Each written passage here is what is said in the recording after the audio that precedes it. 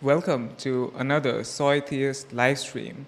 In this video, we will be reacting to Earthling Ed's most recent upload, Veganism will lead to a communist invasion. If you're watching this on replay, there should be timestamps down in the description box. You can use the link in the description and also the link in the pinned comment, which I will put up now, to submit requests and questions. And with that, let's begin the live stream. So here is the video, and I will be putting up the pinned comment now. Let's begin. If I want a warrior, I'm going to feed them red meat. I want them to have the bloodlust necessary to kill someone, and that comes from hunting and eating red meat. Do you need that bloodlust? Yes.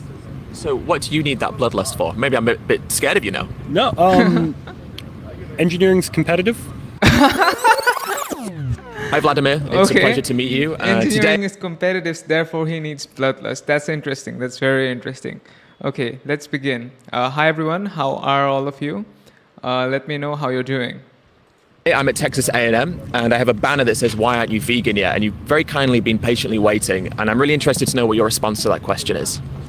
Well, pretty simply, I'm not vegan because I believe that humans stand above all other animals. Sure.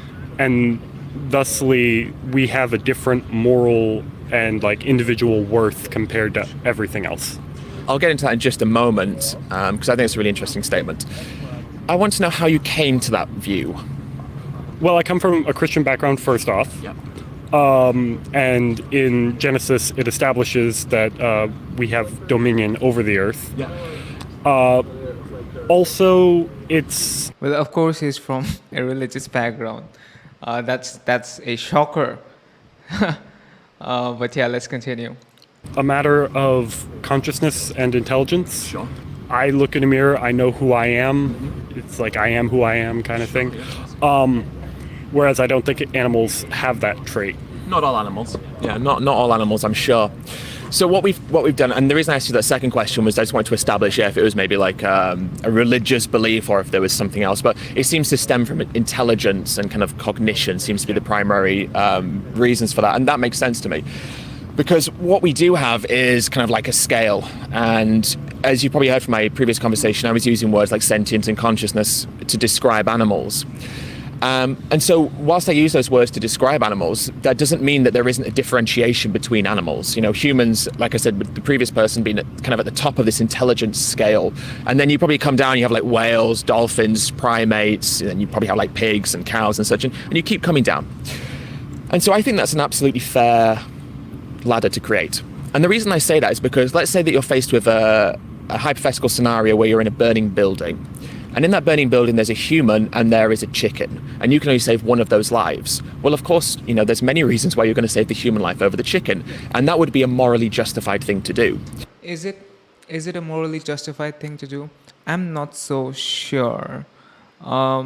Here, they're talking about intelligence, but by this reasoning, it would follow that that Earthling Ed would save a mentally typical person, a neurotypical person, over a mentally disabled person. That seems to be the conclusion if given that they're now talking about intelligence.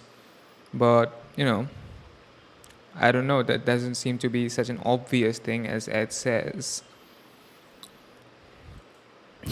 But let's use the same burning building, but now inside that burning building you have a 5-year-old human child and you have a 95-year-old human. Now, there's probably a number of reasons why you'd save the 5-year-old human child over the 95-year-old human.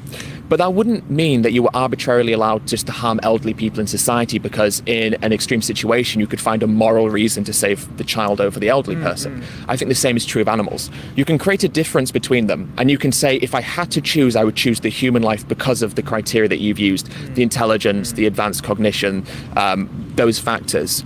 But we're not faced with that either-or situation. We're faced with free choices. Killing humans, pretty obvious, right? Killing animals, or killing neither. And so, yeah, that's the point of veganism. Like, we can talk about animal rights, and it can go quite far about how much rights animals deserve. But as far as veganism is concerned, it's not about human life. It's not about human life versus animal life. It's more about animal life versus human taste pleasure. So it's like not comparable. And of course, I'm just preaching to the choir here, but I just wanted to state that for anyone else who might be watching. I think, and I'm interested to know if you agree or not, but I think that it doesn't really matter if we place humans at the top, because human superiority intellectually doesn't mean that we should just arbitrarily harm animals when we have another option which can reduce the suffering that we cause to animals as well. What do you think about what I just said? If you're drawing that ladder, why is it wrong that us at the top of the food chain don't act like a shark or a bear or any other animal that's at the top of their respective food chain and is responsible for culling the populations of the herbivores? I will answer that before Ed answers that. It's because we don't have to, right? Because we have the option not to. And we are not doing some kind of ecological, environmental duty by killing animals. In fact, we're doing quite the opposite by breeding animals into existence, right? So yeah, that's my answer. Let's see what Ed's answer is. It comes down to the same criteria that you use to assign humans extra value, intelligence. It's a cheesy line from Spider-Man, the Tobey Maguire ones, the good ones, and Uncle Ben says, with great power comes great responsibility, right? And I think that's a really good line, because what I think we have is undeniable power. That's a very good line. With great power comes great responsibility. Yeah, it's because humans have more intelligence. We are capable of so much more. We are responsible for so much more. Yeah, that seems to be a good sort of line to summarize that. The dominion is a word that you used, and we do have dominion because we have the intellectual and physical capabilities to do whatever we want.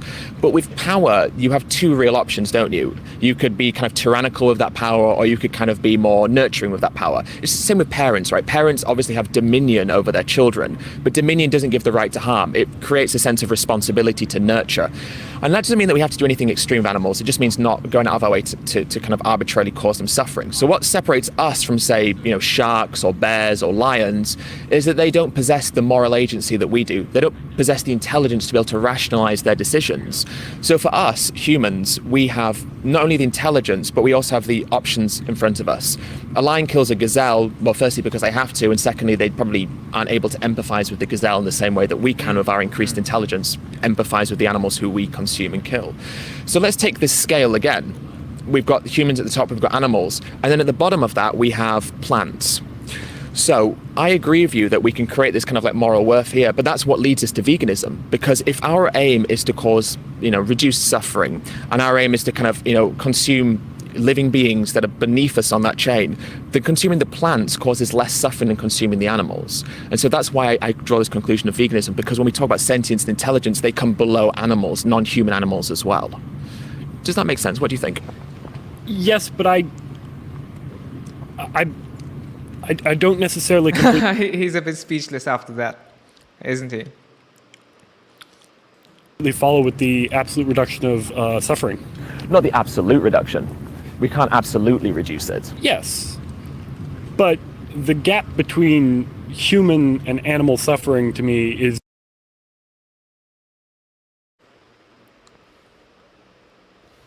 Hudson was just over there. Just as big. The gap between... There he is. Hudson told me about this very conversation during my podcast with Hudson. And he had told me that there was a guy who said that who had argued that veganism will lead to a communist invasion. So if you want a preview into Earthling Ed's stuff, follow Hudson and watch my podcast episodes. All right, let's continue. Human and animal suffering to me is just as big as the gap between like animal and plant suffering, in that it's almost they live almost entirely. But there is no plant suffering.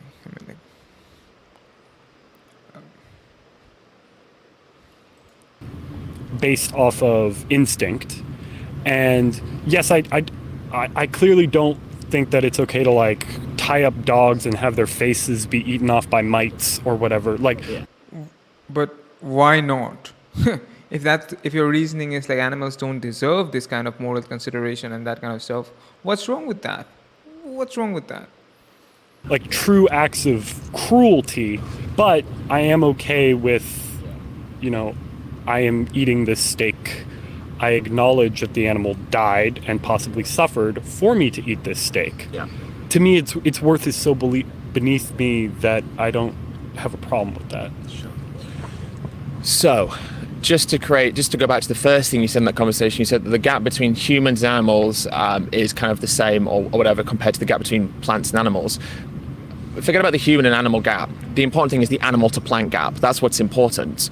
As soon as we establish that morally there is a difference between cutting the stalk of a broccoli and cutting the throat of a pig, we've created that there is a moral distinction between those two acts. So do you agree or disagree that morally there is a distinction between cutting the stalk of a broccoli and cutting the throat of a pig? No.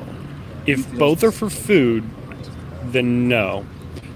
The difference I would draw... Really? So if he was driving down a road and suddenly an animal came in front of him and he had the option to swerve onto a patch of grass, he wouldn't do it because it's the same? Come on. He's just, no. He's just, no. Just biting the bullet on this, I'd say. Is... If you're cutting the throat of a pig, you're ending its life. Yeah. Briefly, quickly, efficiently. Yeah. For food. If you are slowly torturing an animal, my problem isn't necessarily with the animal being tortured. It's more so with what the person torturing it exhibits that I feel could be reflected if they ever got the power to do that to a human. Sure. And I understand what you're saying. So by that kind of like implication, are you saying that non-human animals don't deserve moral consideration? Possibly. Sure. But there's a contradiction there, because if non-human animals don't deserve moral consideration, then dogs having their faces eaten alive with mites or whatever it was, that experiment that we're alluding to, that doesn't become a moral concern anymore because they don't deserve moral consideration. If there's no difference between cutting the stalk of a broccoli and cutting a pig's throat, then me boiling a cauliflower in the pan is no different to me boiling a dog in a pan. If that's the similarity you want to draw, then morally there's no difference between any of those. But you yourself, by the admission that there are some things that we can't do or shouldn't do to an animal, have already assigned moral worth to those animals. I think, yes, we do attribute a little bit moral worth to animals, especially when looking at acts of cruelty, because we think, well, what if that was a person? And actually, one of my favorite, I'm a big anime manga fan, is The Promised Neverland. I'm familiar with it. I've not seen it, but I'm familiar. I'd say it probably has a fairly strong vegan message. Explain it to me. Humans are essentially raised by alien races in these farms for consumption. Sure. Now there are distinctions, and you follow the like high quality, because they eat us for our brains. You follow the high quality meat, which are nurtured in a home until they're eventually sent off and then quickly killed. Right. And then others are kind of factory farmed. Sure. In those cases, the humans are conscious. The humans try to escape. They have moral value, I would say, because of their intelligence. What aspects of their intelligence? Because I what's interesting, and that does sound like it's got a little bit of a coded vegan message in there. I thought that was what one you were alluding to was about. You're assigning kind of like these humans in this fictional scenario moral worth based on their intelligence, and you kind of said, they try to escape. Well, I mean, many of the animals who we farm try to escape as well. They don't necessarily have the means to be able to, although some do achieve it. Often they're either shot by police or brought back to the slaughterhouse anyway. But they do still try to escape. So again, whilst we may say that there is intelligence difference, it's not really the differences that matter. It's about the intelligence that these animals have. Also, he said that this guy earlier, he said that the difference between humans and animals is as big as the difference between animals and plants. But what if in this scenario the difference between the humans and the aliens is even bigger or just the same as the difference between humans and animals? Then I suppose what they're doing would be justified according to the reasoning of this guy. What I'm really interested to to getting to the bloodlust part. That seems like the most interesting part of this. And the fact that they can suffer and they can feel pain and they do experience these emotions and feelings. So you use the word cruelty. And so I want to just establish, when you say animal cruelty, how are you defining the word cruelty in that scenario? Malice on the side of the human that is conducting it, because I don't see a lion brutally tearing apart a gazelle as cruelty, but I would see a human doing a similar act maliciously as cruelty, because once again, as we've established, humans have agency, animals don't necessarily have the same level of agency. Yeah. So interestingly, you had initially kind of said about, well, other animals do this, so what's the difference? We now have kind of gone past that, and you seem to agree that that doesn't create the distinction, but now you're kind of using that distinction as an alternative justification. So if we accept that we have these differences and we have the moral agency, and whilst I agree that it's unpleasant to watch a lion tear down a gazelle, it's not necessarily fun viewing, but we don't feel morally repulsed by it because of the lack of agency and the necessity that the lion has to do so. But when we see a human doing it, why is it that we then think that that is morally wrong then? The moral wrongness comes from intent, I think, with humans, because we can have motive. And motive does matter. And when we kill animals for just our temporary pleasure, that is a malicious motive, right? If a human kills another human, why was that done? Yes. And that's why we have degrees of murder. Absolutely. You have, passionate, you found your wife with another man and shot them both.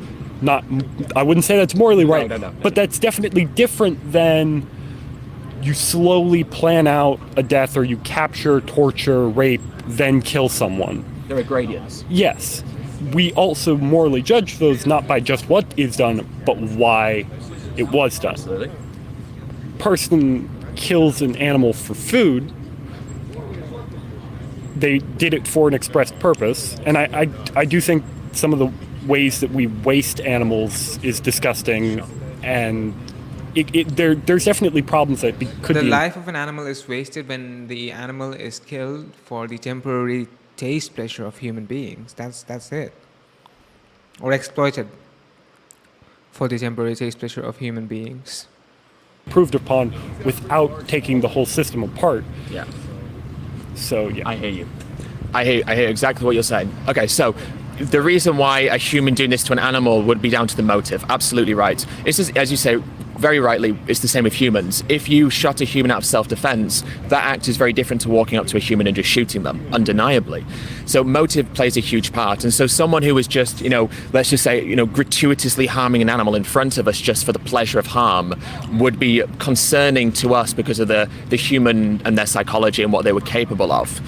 Whilst a human who buys meat in a supermarket, we wouldn't necessarily question their mental health because they're partaking in an action that seems, culturally normalized and doesn't seem like a moral concern to many people. So we wouldn't necessarily have the same fears about that person. So I hear you on that point, and that's a good point. But really what we have to boil it down to then is that idea of motive and intention. So whilst there are clearly discrepancies between those two motives, we have to boil down what the motive is for harming animals and killing them for food. So what is the intention behind that action? It's an obvious question, of course, but let's just start with that question. The intent behind harming animals or killing them for food is for sustenance, for maintain. I mean, you are going to a cultural element, and yes, it is for maintaining our cultural norms and what we eat, and like what nutrients we choose to take in. Yeah. But I don't believe that norm is a fully. I think that norm is good, and I think that what we do need in our culture. I understand that from a vegan perspective, this compromise probably couldn't exist. Sure. But I would like to see those of us who enjoy meat, like we do it knowingly, Sure. and we What do it is he with saying? respect. What is he saying? I know I'm eating the steak. I respect the fact that this animal lived and died for me. No. It didn't. They didn't die for you. They didn't die for you. What on earth are you saying? They were killed for you. There's a difference. Natives, the Japanese, a ton of cultures throughout history have had that respect built in, and I'm afraid that we've lost that, which might be why some people turn to veganism, is because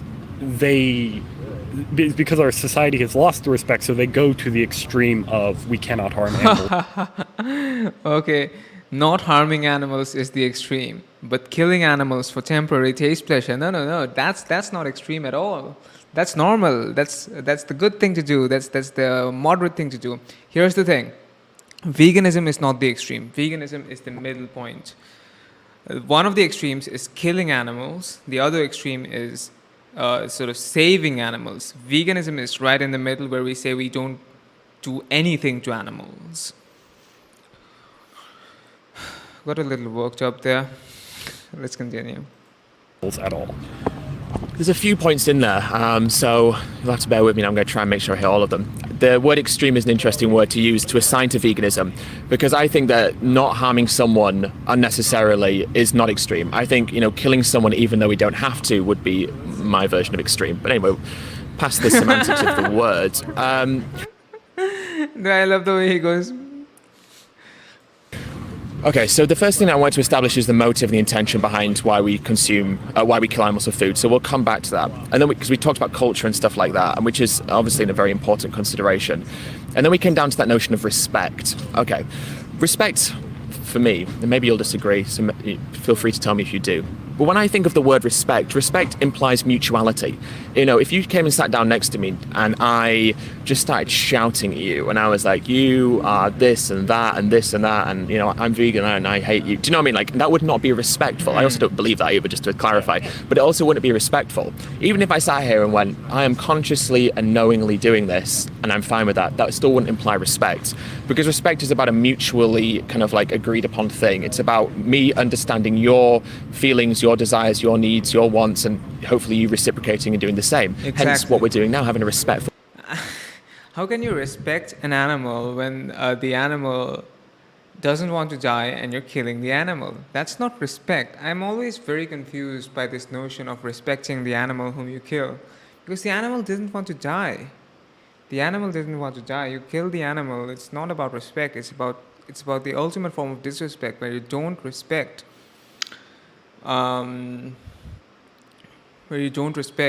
Their willingness to live. I'm like, come on. For conversation where we're vocalizing disagreements, but in a way that is very pleasant, really, and enjoyable, I find anyway. So that's respectful. But what we do to animals isn't respectful, because it's just this one-sided, biased approach to respect. It says, I can do what I like and kill these animals even though I don't need to, but as long as I'm okay with that and I'm consciously doing that, then that's fine. But consciously causing harm to someone is potentially more disrespectful than unconsciously, because you're knowingly inflicting that harm onto them. Okay, let's bring it back down to this intention again. Obviously, the intention of just gratuitously harming an animal in front of us for not food is wrong. And the reason we think it's wrong is because the intention behind it is just a kind of a selfishly motivated intention. So when it comes to food, we kind of separated the intention behind that into three important things. Firstly, sustenance, then nutrition, and I guess sustenance and nutrition are pretty much the same thing. And then kind of like culture. So the first thing we have to establish is whether or not we can get sustenance from elsewhere, which we can, of course. We can be plant-based and get sustenance. That is the position of the American Dietetics Association, that is the position of the British Dietetics Association, and pretty much any respectable organization. Sustenance and nutrients from being plant-based, and so that removes that kind of intention behind it, because now the intention isn't for sustenance because it's not a necessity anymore. It's an optional thing, so that's not the intention behind it anymore, or at least it's not a good enough intention.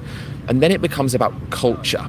So the question then becomes, and feel free to disagree with anything I've said, of course, obviously culture does influence morality. There's no denying that it does, but should something be blindly accepted as moral simply because it's cultural?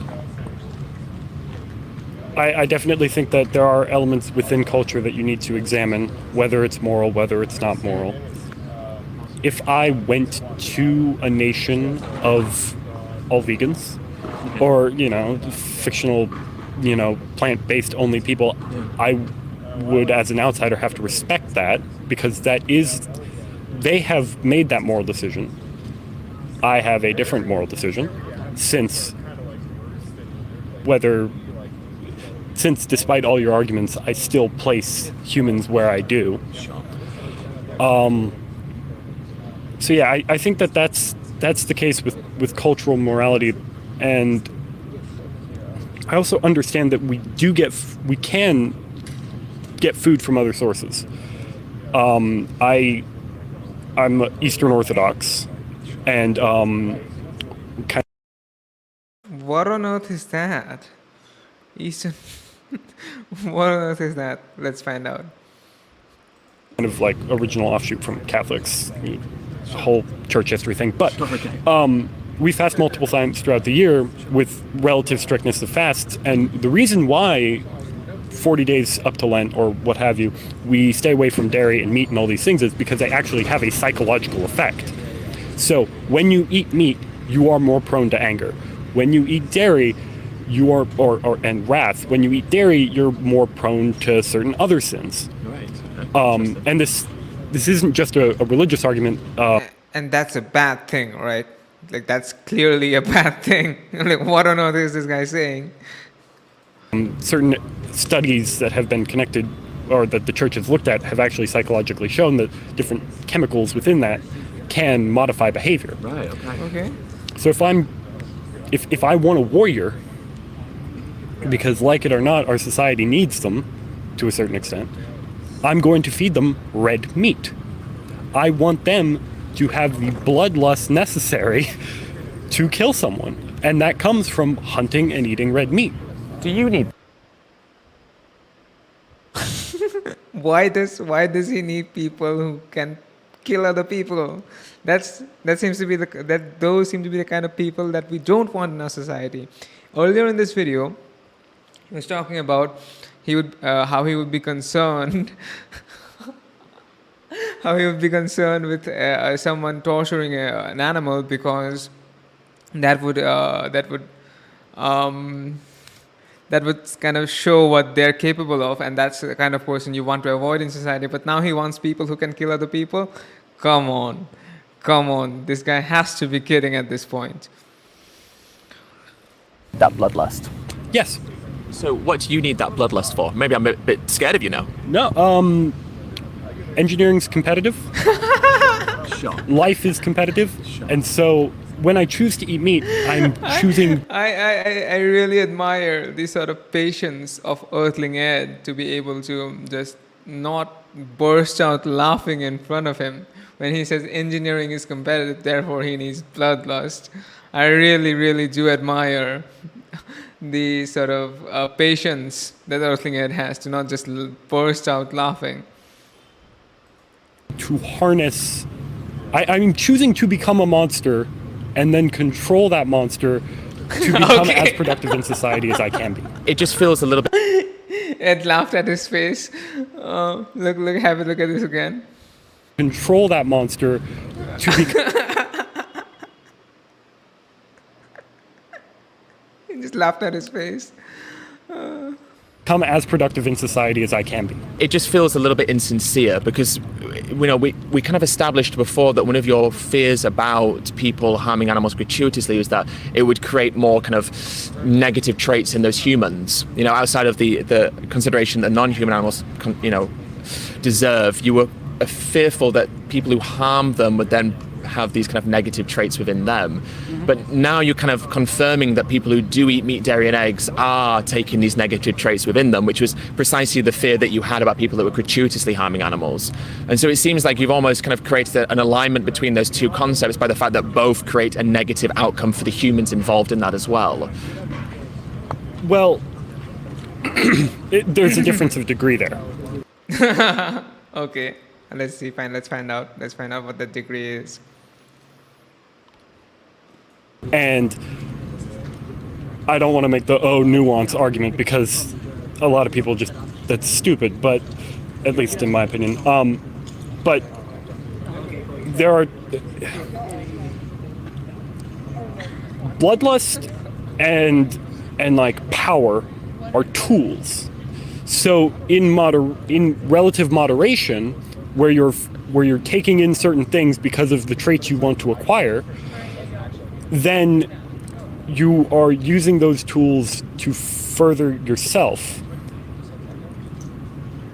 Just killing an animal brutally, you're not necessarily feeding the power side of it, you're feeding malice. Right.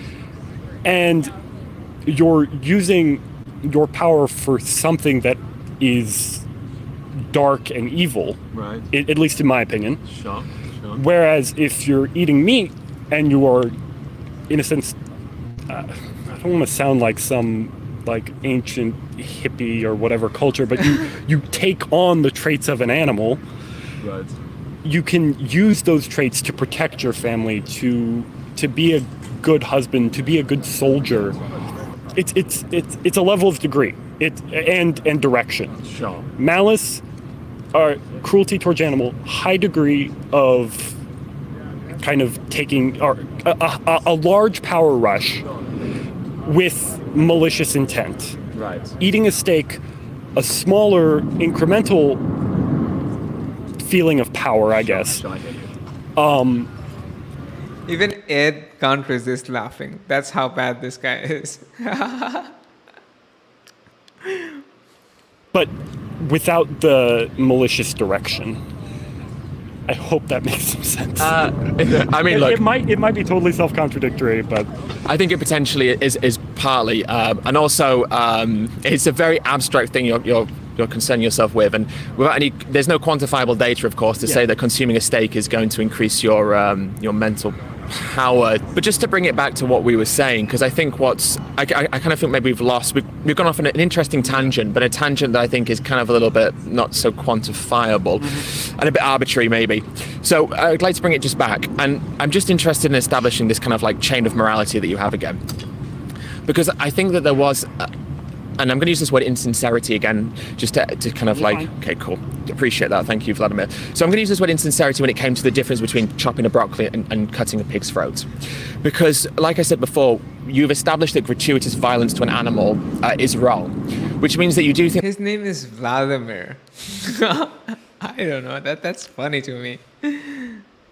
that morally there's a difference between consuming plants and animals, because the things that we'd be against someone doing to an animal in front of us, we might be a bit like, what are they doing? But we wouldn't be so concerned if they were doing it to a broccoli or a cauliflower or a courgette or zucchini, should I say, in front of us.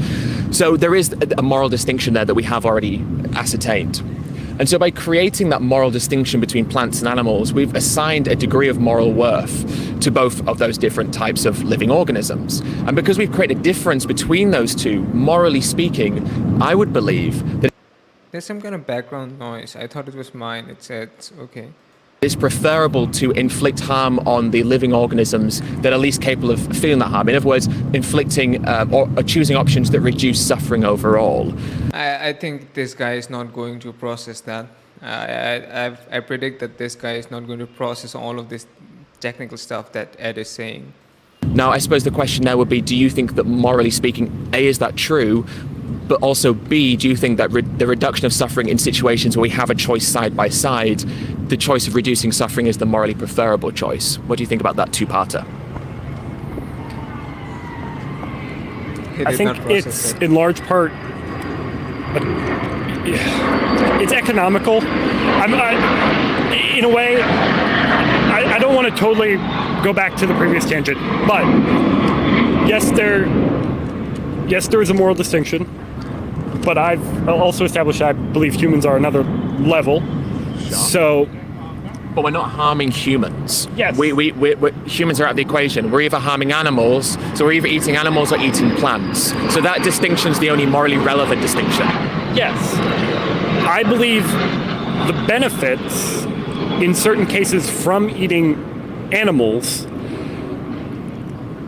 outweigh the moral difference between the two in I guess the hierarchy. At least now he's making some kind of like sense, not sense I would say, at least he's being like consistent now. Let's see where this goes.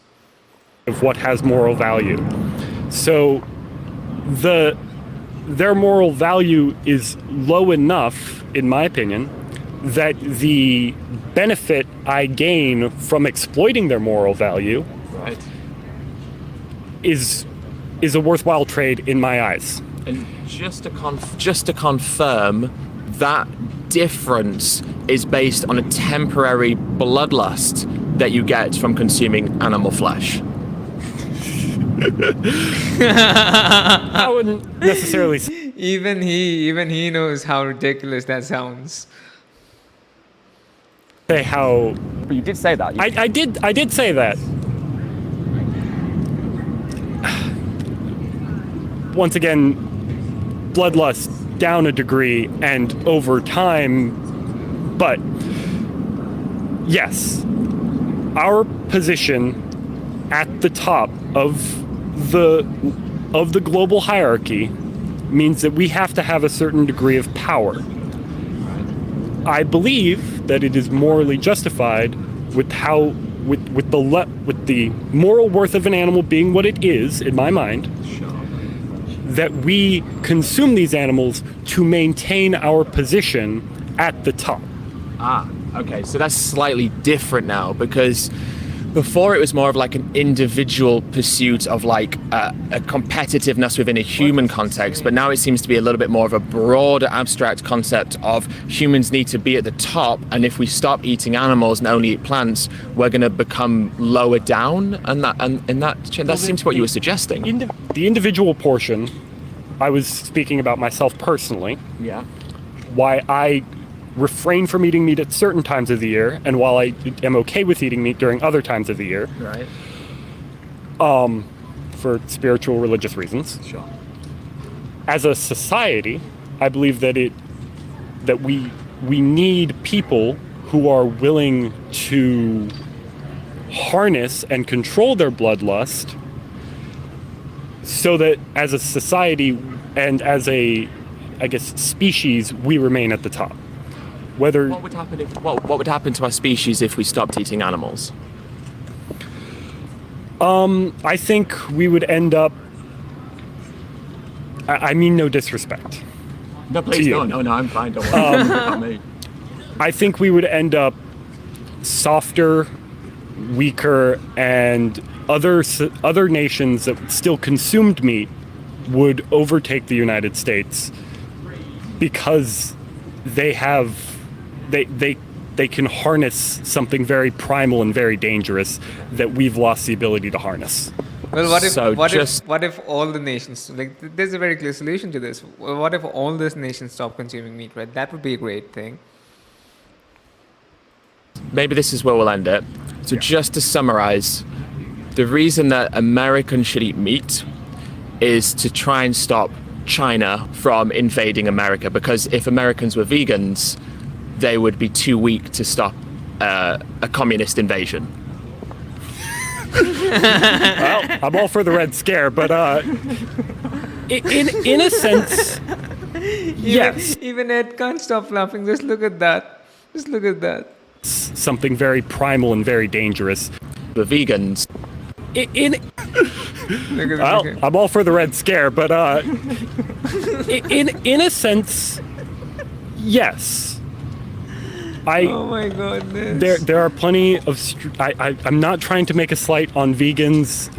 Please no, don't worry. There's a bunch of jokes and memes out there, but I do believe that we need a society that eats meat so that we can still harness some of the primal rage and power to protect ourselves. Let's leave it there, Vladimir. All right, yeah. I appreciate the conversation. I do just want to end with one final point. Obviously, I find that conversation to be very fascinating, very interesting, and I have to hand it to you. That is an argument that I've never heard before. So credit where credit's due. It was a very unique argument. Yeah, you're more than welcome, Vladimir. So, but I do think I just want to kind of put it into a tangible term. I don't think that that is a concern you have to worry about. I would like to think that by being in a vegan society, what we would be is a bit more compassionate, maybe a little bit more aware of the harm that we cause. But I also think that vegans can protect themselves in times of necessity.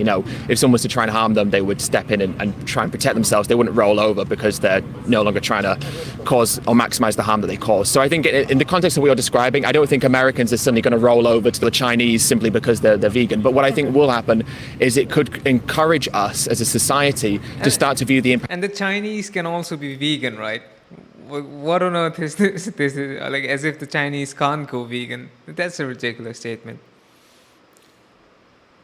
That we have, and understand that actually if we have an option to reduce suffering, then morally speaking that would be the preferable option to take. That's what I think. But it's been a pleasure speaking to you.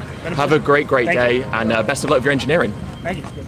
Let's watch another video from Earthling Ed. I always do this during my live streams, but let's do that. If he has uploaded any new ones. Let's watch this one. Time now for our regular Listen Up segment where we debate an issue of public interest. Tonight we're looking This at is veganism. where I couldn't believe he said this. I've had enough. Vegan calls out farmer for lying on TV. Oh, this is interesting. This is very, very spicy. It's a spicy one. It's more spicy than the previous video. Let's check this out. There was a time when a plant-based diet was the preserve of a tiny minority of people. But in recent years, it's boomed in popularity. Tonight's proposition comes from Ed Winters, who's an author and vegan educator. And Ed joins us to debate his arguments with the beef and sheep farmer Martin Kennedy, who's president of the National Farmers Union Scotland. Thank you both very much indeed for joining us. Ed, to you first of all. You say that animal farming, the animal farming industry is outdated and violent. Is that really the case? Yeah, it obviously is. Like we live in a society where we don't have to do this thing anymore. And obviously it is violent because killing is the ultimate act of violence, right? So yeah, that's a good statement from Ed. Let's see what Ed has to say to defend it.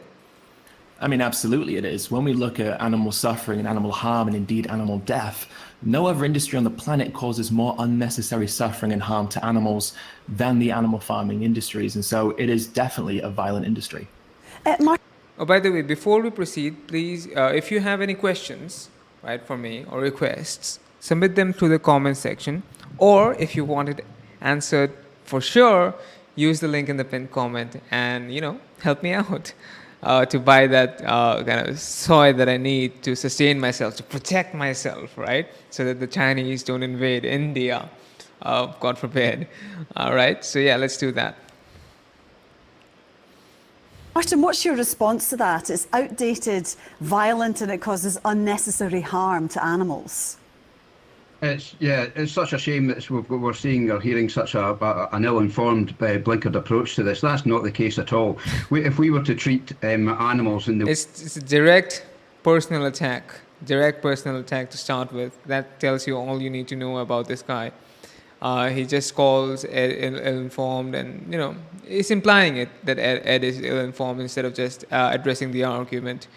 So from there you can tell how informed how civil this discussion is going to be. Right, it's going to get heated. Let's watch it.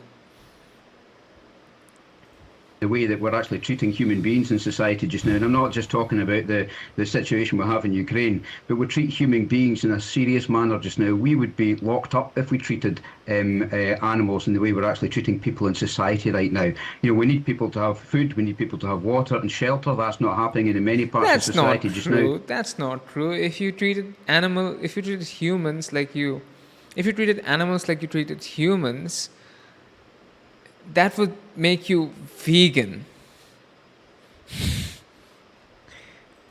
We are proud of our animal health and welfare standards in Scotland and the whole of the UK. We've rightly claimed to have some of the highest animal health and welfare there is right across the world. And we look after our animals. It might be or might not be the highest welfare standards across the world. That does not matter. What matters is that it is not good enough.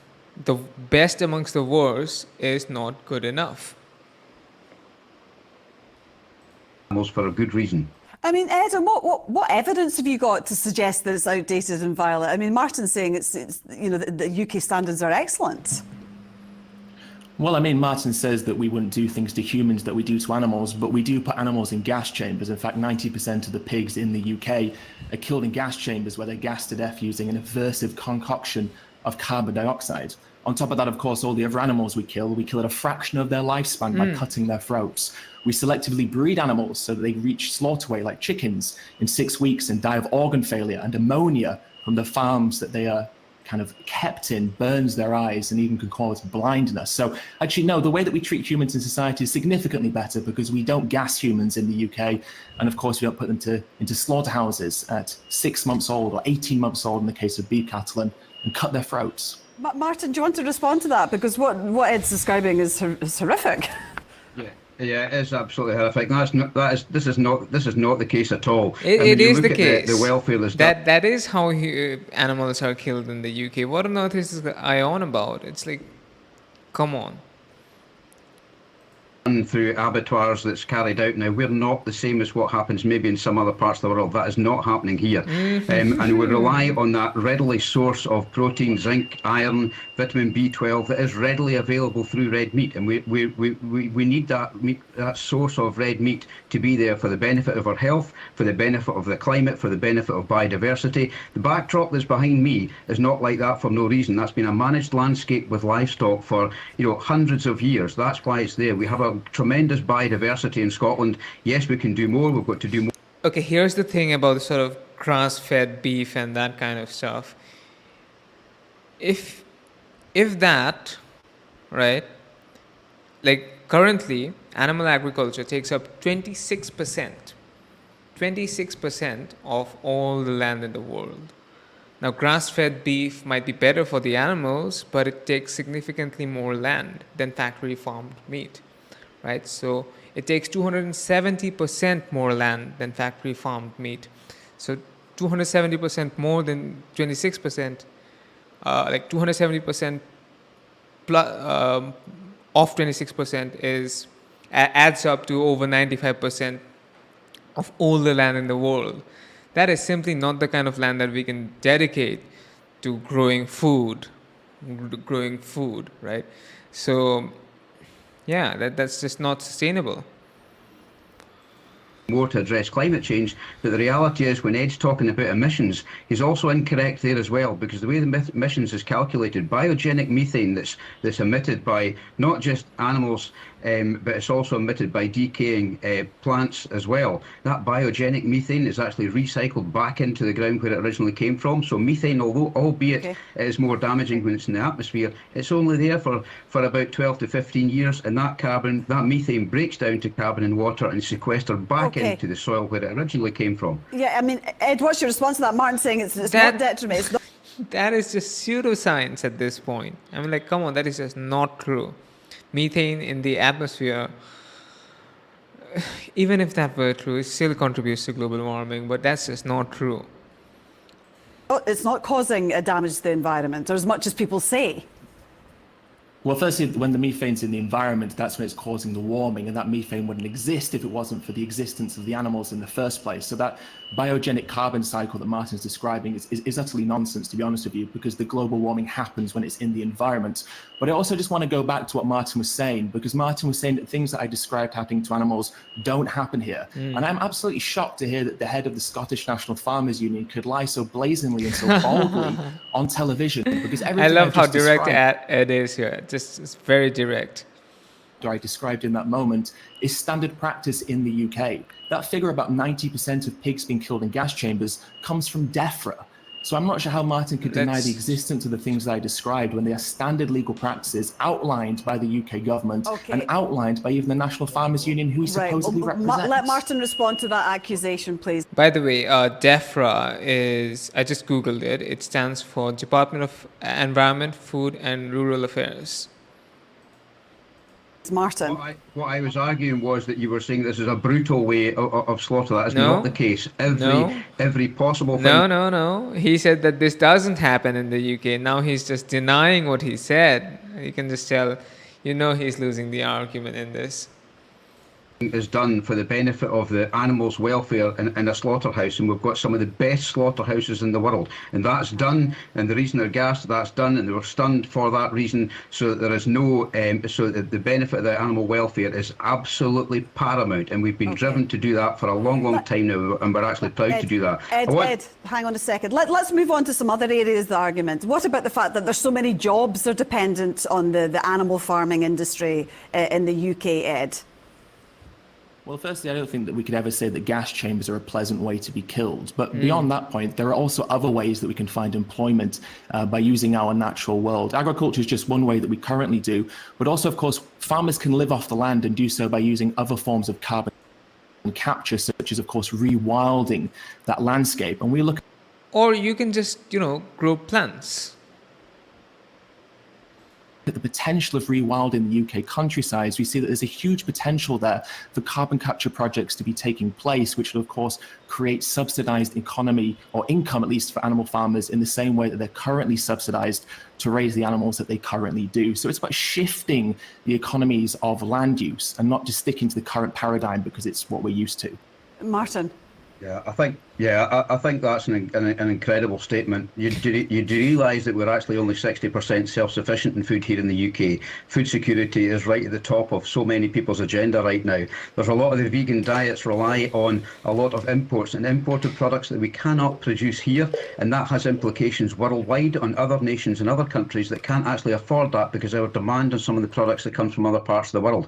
Our situation right now is I couldn't grow. What are we going to do in the backdrop that's behind me right now? It's perfectly, we're doing it in a sustainable manner, and with new technologies now, we're using natural products such as looking at seaweed and methane inhibitors, so that now when you look at the change in how we're actually calculating methane now is completely different to what we did 30 years ago, which was totally out of date, and we need that livestock in that country, the jobs that's reliant on that.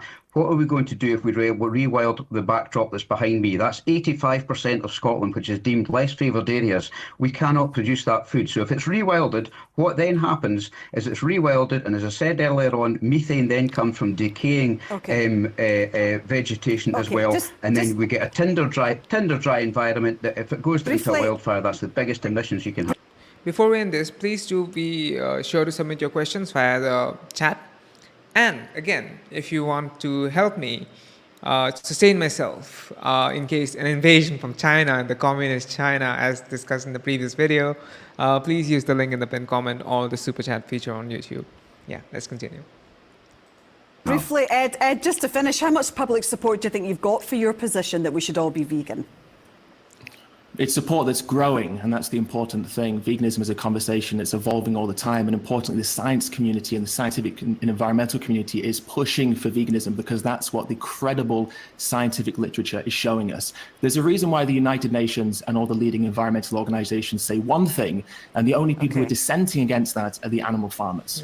Very brief last word to you, Martin. On you go. Very brief. No, I would draw your attention to the work that Professor Alice Stanton has done with the Royal College of Surgeons and our medical academics that have highlighted the benefits of red meat production and also the benefits to the environment that keeps us farming in a sustainable manner and the environment we're so proud of here in Scotland. Okay, we'll have to leave it there, but a very lively discussion. Ed and Martin, thanks very much indeed for joining us. Let's see if Ed has any more recent videos that I haven't watched, or at least haven't watched on stream.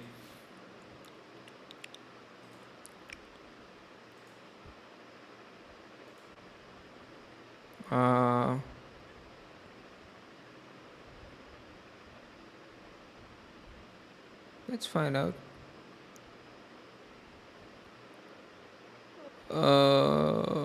Okay, let's watch this one, shall we? Which one should we watch? Let the chat decide. Should we end the stream? Should we watch something else? Is there a video that we should that was very interesting that the chat thinks we should watch? Let's find out which one. Which one shall it be?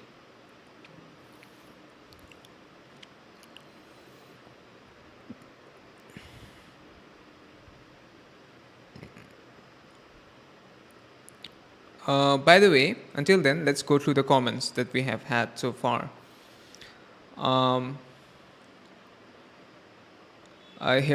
Here's one. How many lies can one spread on an 8-minute TV segment? That is so true. This guy was just blurting out lies, one lie after another, after another, after another. Jesus. And you know it's bad when an atheist says Jesus.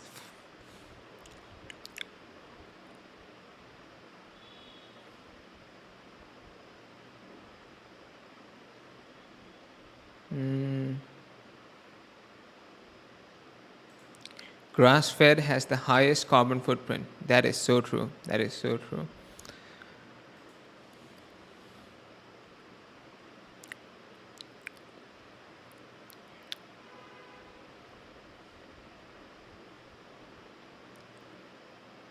Let's watch this Piers Morgan one because I haven't watched the whole of it, as you can see.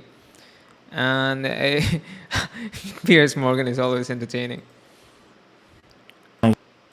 Don't take my language. Don't pretend your sausage rolls are real sausage rolls. Shut up and go away. I don't come into your gruel restaurants ever and shout about what you do to the bee community in California. So Piers Morgan recently appeared on the Diary of a CEO podcast because he's now making media appearances again due to his new TV show where he promises to tell it like it is, which is perhaps the most boringly predictable thing ever. But anyway, in the podcast, Piers talks... By the way, we have a tip from DJ Lornell, who is also one of my patrons. He says, just join the stream. Thank you so much, DJ Lornell. Means a lot to me. Thank you for the support. Who donated $10, 10 US dollars. Thank you. About the vegan sausage roll that was released by Greggs because, well, he's Piers Morgan, so of course he is. Although it must be said, if one of the things that makes you notable as an individual is your continuous dislike of a vegan sausage roll that was released over 3 years ago, then it suggests there's not that much interesting or notable about you. And I saw Greg saying, the wait is over. Finally, it's here, the vegan sausage roll. I said, what on earth are you talking about? Who's been waiting for a vegan sausage roll? Apart from anything else, I agree with the French, where it's illegal to market vegetarian or vegan products using meat language. So he is now for censorship. Piers Morgan, who claims to be the defender of of free expression and that kind of stuff, is now against saying what people want to say. It's incredible. It's truly incredible. A sausage roll is meat. If vegans want to eat their gruel, fine. Go and have a joyless existence munching your lentils. Don't take my language. Don't pretend your sausage rolls are real sausage rolls. The French have made it illegal. You can't use meat language to sell vegan products. I think we should go the same way. You have your world, and we'll have ours.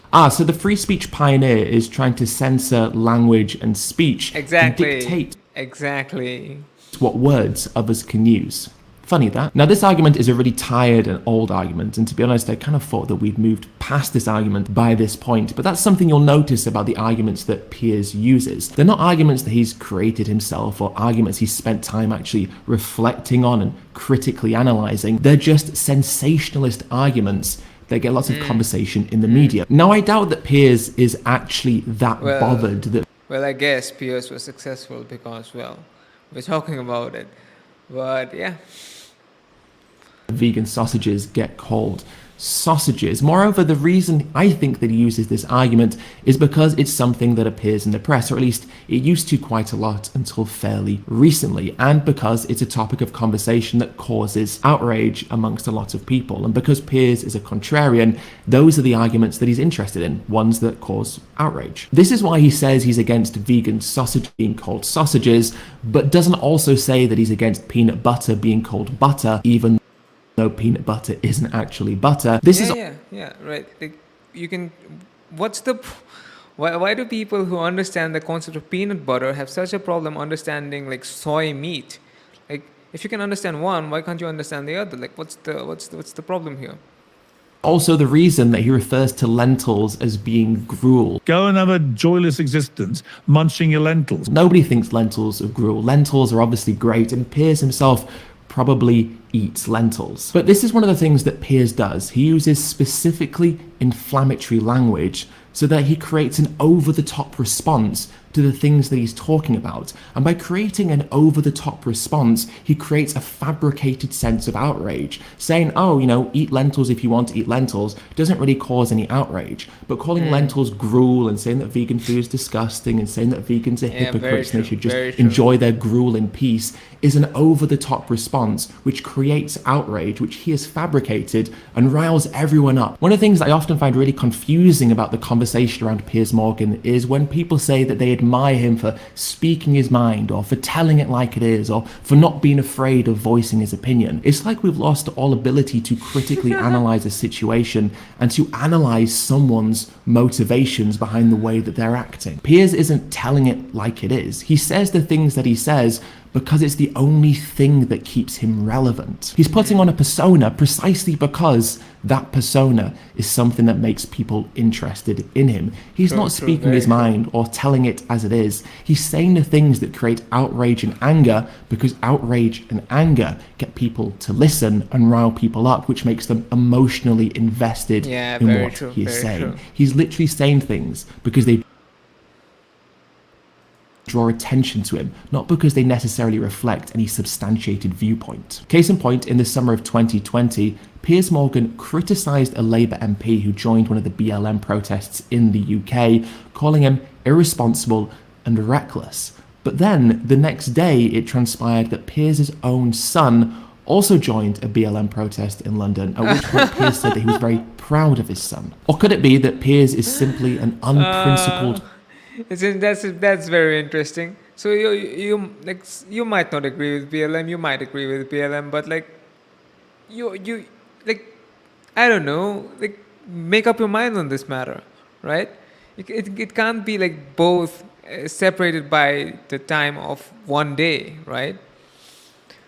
Contrarian who isn't actually voicing his opinion but is saying things to create attention around himself. Ironically, one of the only times that Piers has actually played a more nuanced and real performance of himself was during his CNN talk show, which was cancelled by CNN for low ratings, which kind of says it all, doesn't it? Do I care? Look, I don't care as much as I do about Ukraine, but in the moment it really annoyed me that there was a presumption we'd all been waiting for a vegan sausage roll.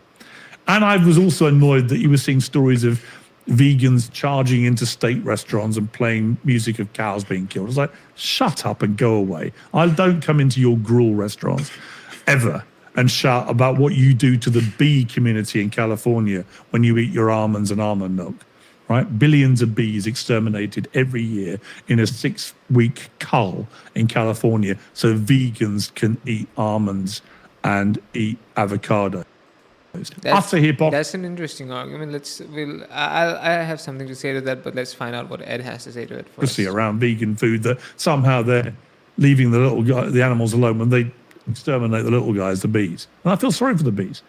No one, you ever hear vegans talk about bees, do you? It's always the big animals. They care about cows. I mean, what on earth is he talking about? If we didn't care about bees, we would be eating honey, but we don't. Not the little guys. I'm a little guy. I'm the Robin Hood of this debate. I look after the little guys against the sheriffs of Nottingham. Sure. So similar to the vegans using words like sausage to describe their food products, this one about almond production and bees is just another sensationalist media talking point, which Piers knows will create some form of outrage around what he's saying. Firstly, those bees are honeybees, which means they're bred by beekeepers who are actually using them for honey, but then rent them out to almond farmers so they can also make some extra money on the side. So if you're complaining about what happens to bees in almond farming, well then of course I'm sure you're against the honey industry in the US as well, and of course don't buy honey produced by US farmers, because the reason those honeybees exist in the first place and are rented to almond farmers is because of the honey industry. Also, I'm not necessarily sure what Piers is referring to with the 6-week cull remark. The main cause of death for bees is due to the chemicals and pesticides that are used in the agricultural system in the US, not because of some deliberate cull. And importantly, if you don't like how almonds are produced in California, then simply don't buy almonds that are produced in California. It's not a requirement of veganism to buy Californian almonds. It's very easy to avoid doing so. So if you don't like it, just don't pay for it. And instead, you can consume something like oat milk, because oats self-pollinate and they don't require any bees in that process. So I guess that means that Piers Morgan can now be vegan, considering he doesn't have to buy Californian almonds after all. Or, Ed is potentially, brutal. as the case might be, Piers Ed is being brutal in this one.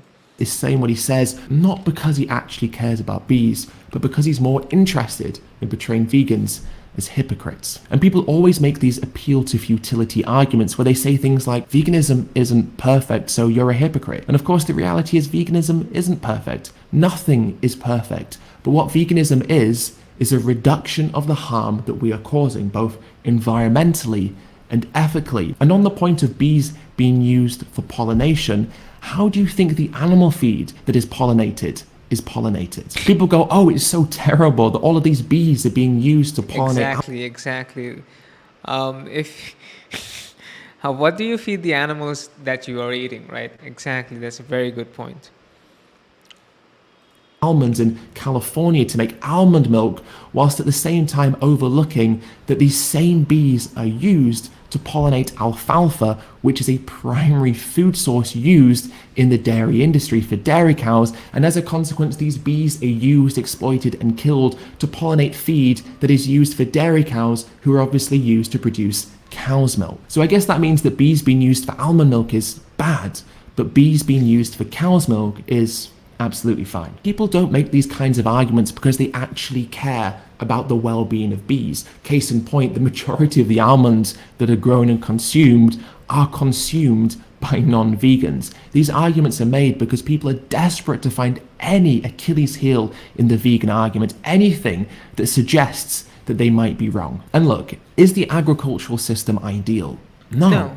Of course it's not. But the agricultural system that we have now was created with the mindset that animals don't deserve moral consideration and can be. So if you want to change that, we must move to a vegan world. Why can't people understand this? It's so frustrating. Come on. Used as we please for things that we want. The whole agricultural system was created using that mindset. And so now vegans are ironically being accused of hypocrisy because of an agricultural system that was created by non-vegans and was created by non-vegans who have the mindset that animals can be used and exploited as we please. So just to simplify the argument right down, the reason why vegans are hypocrites and being vegan is bad, and as a consequence, doing all the things that we do to animals currently is morally justified, is because in California, almond farmers who are not vegan work with beekeepers who are obviously not vegan to create almonds, the vast majority of which are consumed by non-vegans, and if you really cared, you could avoid in the first place. That's the reason why being vegan is bad and hypocritical. But the whole thing just showed me that everyone was allowed to love vegan sausage rolls, but if you deviated from that and said you hated them, you had to be destroyed. This wasn't acceptable. The woke brigade had decided vegan sausage. What is he saying? What is he saying? Sausage rolls were untouchable. You had to support them. You had to think they were great. This was brilliant. Oh, Piers, nobody tried to destroy you because you didn't like the Greggs vegan sausage roll. You were being mocked because you made a fool out of yourself. You weren't being cancelled. You were being laughed at. Delicious, actually. Because they've got the same seasoning. God. I like them. They've got nice crisp pastry. Yeah. The vegetarian sausage is nicely flavoured. And for someone who likes to complain about victim mentalities, Piers Morgan sure does a good job of portraying himself as a victim. Even though they're bad for you, literally worse for you than a McDonald's cheeseburger in terms of salt and calorie intake. And of course the Greggs vegan sausage roll is bad for you. It's not meant to be the equivalent of a kale salad. It's meant to be the equivalent of a meat-based sausage roll, which is precisely what it is. And this is how you know that Piers makes bad faith arguments, because nobody thinks that the Greggs vegan sausage roll tastes disgusting and the regular Greggs sausage roll tastes amazing. They taste almost identical, a point which is recognized by so many people, hence why so many people like the Greggs vegan sausage roll, precisely because it is such a good substitute. Even nutritionally, in terms of calories and salt, the two things that Piers Morgan seems to be really concerned about, the Greggs vegan sausage roll is almost identical in both those regards to the non-vegan sausage roll also sold at Greggs, because that's what it's meant to be replicating. It's not supposed to be healthy. Why on earth would it be? And just to end on a slightly more serious point, Piers wants to talk about hypocrisy. And there's probably a good reason why he's so eager for his persona to be defined by things like outrage around the vegan sausage roll, rather than defined by actual controversial issues that he has been somewhat associated with. Such as the time that he was fired as the editor of the Daily Mirror because they published faked photographs of supposed torture in the Middle East. Turned out that actually those photographs were taken in the north of England, not the Middle East, and were a hoax. Or how when he was the editor of the Daily Mirror, illegal phone hacking was taking place. Now, Piers denies all knowledge of the phone hacking and yet oversaw articles that were published with information that only was obtained and only could have been obtained because of the phone hacking. And actually, lawyers who are currently working on behalf of some of the victims of the phone hacking that took place at the Daily Mirror during the time when Piers was the editor have said that there is no way that he couldn't have known about it, and that it's inconceivable that he wouldn't have been aware of where this information was coming from. But I'm sure Piers is just another victim of cancel culture. And I wonder if complaining about having your phone illegally hacked by a newspaper. Victimhood mentality, the victimhood mentality that Piers Morgan has is amazing.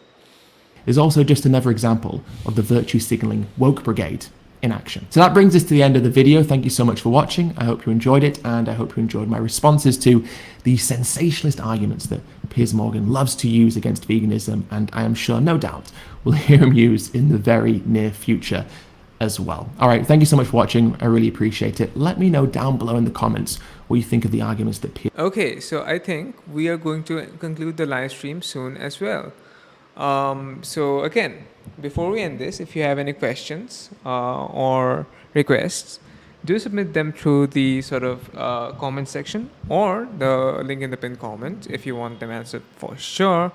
And if not, we'll just go through the comments, some of the comments, and then we'll end the stream. Okay? Okay. Anyway, how have all of you been? Let me know. I've been doing good. I'm thinking of moving again, not outside Bangalore, but maybe within Bangalore. I'm not sure. It's going to be not soon, but in a while. But let me know how all of you have been, what have you been up to, and that kind of stuff. I'm thinking of moving to a better apartment maybe in the near future, but let's see. Anyway, I think we can end the stream now. Thank you so much for tuning in. And I'll see you in the next one.